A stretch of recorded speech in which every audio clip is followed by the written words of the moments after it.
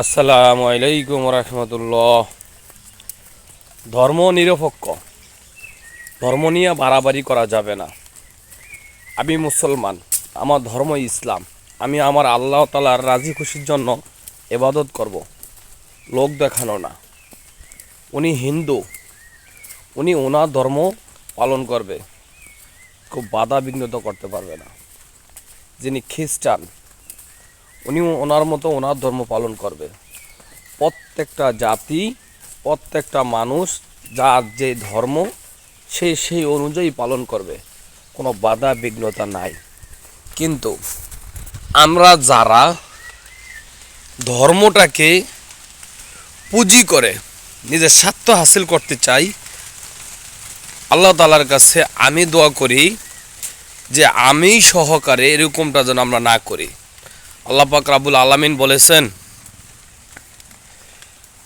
ধর্মটাকে এমনভাবে পরিচালনা করো যেটা শুধু আমি আল্লাহ তাআলার রাজি খুশির জন্যই হয়।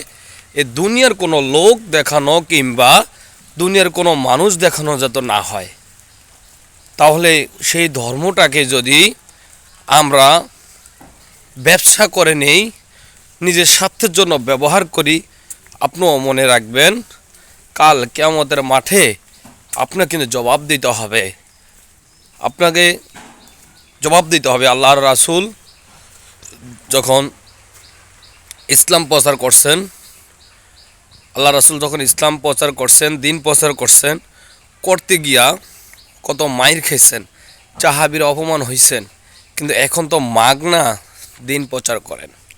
তাহলে প্রত্যেকটা আলেম ওলামা এবং প্রত্যেকটা মুসলিম প্রত্যেককেই আমি বলবো যে আপনি যতটুক জানেন ঠিক অপর মুসলিমকে ততটুক জানান, কিন্তু স্বার্থের জন্য নয়, টাকার জন্য নয়, ইসলাম দিন প্রচারের জন্য।